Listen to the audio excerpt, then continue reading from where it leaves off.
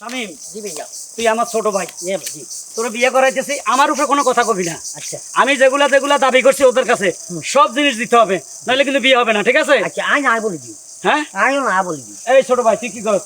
আরে আমার কথা হইলো একটা, যেই ভাবিরে বিয়া করে দিন ওই ভাবি নাকি একটা নাইকে সাবানের মতো। সাবানার মতো বুঝছ? চল চল বিসমিল্লাহ চল।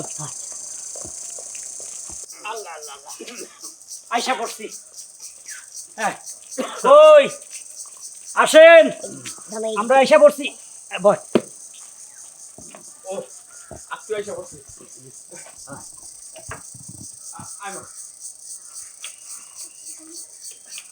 কই তালয় সাহেব কই? এই তো আইসি বাবাজি। আসসালামু আলাইকুম। ওয়ালাইকুম আসসালাম। মা এখানে বয়। বাবাজি এই তো আমার মাইয়া। মাশাআল্লাহ মাশাআল্লাহ। ছোট ভাই দেখে নাও, পরে আবার দোষারাপ দিবা। দেখো ভাইজান, এটা দেখার কি আছে? একবার তো দেখছি। আর তাছাড়া আমরা যেটা পছন্দ করছেন সেটাই তো শুনছি। এ তুই দেখে লো, না ভাবি হিসেবে আমারও পছন্দ হয়েছে। পছন্দ হয়েছে তো? এটা কি কি হয়েছে বাবাজি? ঘটনা? কি হাতে থাকবো স্বর্ণের চুড়ি টুড়ি, গলায় চিকন একটা চেন, গলায় থাকবো মোটা নেকলেস, কানে থাকবো বড় বড় স্বর্ণের দুল, ওগুলা কই? বাবাজি আসলে ওইরকমই কথা ছিল, কিন্তু আমি একটা জমি বেচে এগুলো করে দিতে চাইছিলাম। আমি জমিটাও বেচবার পারি নাই, আর আমি গয়নাগুলো দিবার পারি নাই। তাইলে তো আমরা আমার বাইরে নিয়ে চলে যাব, বিবাহ করানো সম্ভব হবে না। না না, এই কাম করেন না। এই দেখেন, আমি অল্প কিছুদিনের মধ্যেই গয়নাগুলো দিয়ে দিব। না, স্বর্ণ গয়না না দিয়ে দিলে তো আমি আমার ছোট বাইরে নিয়ে চলে যাব। না বাবাজি, এই কাম করেন না। আমি কইলাম তো অল্প কিছুদিনের মধ্যে আমি দিয়ে দিব। না না না, আপনার জবানে ঠিক নাই তালই। আপনি জবান দিছিলেন যে আসেন, আরে কম করে মেয়েটারা সাজাই দিব স্বর্ণ গয়না দিয়া।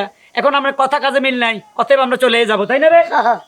বাবাজি আমি হাত জোর করে কইতাছি, এইভাবে আমার মায়ের রেখে যাইন না। এই গয়না গয়না ময়না ছাড়া তুই বিয়ে করবি? করবি না? আমার কি দোষ? যে বিয়ে করবে সে করবে না। তাইলে উঠি আমরা, চলে নিয়ে থেকে লাভ নেই। উঠি।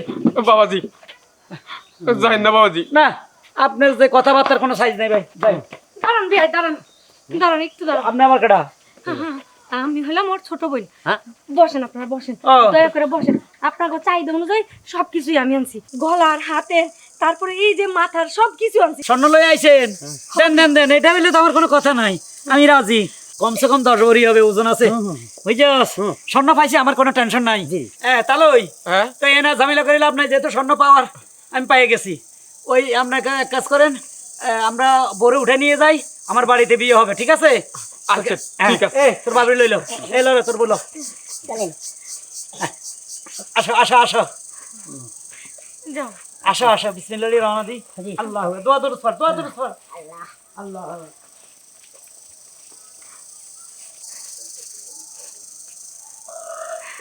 মাগো, তুই এতগুলো সোনার গয়না তুই কই পাইলি? তুই টাকা পাইলি কই? আরে আব্বা, তুমি কি পাগল হয়ে গেছো? আমি কি চাকরি বাকরি করি? আমি এত টাকা পামু কই? এত সিটি গুলো সেট। শোনো, এই যে কথাই আছে না, যেমন কুকুর তেমন মুগুর, তা আমি এই মুগুরটাই দিছি।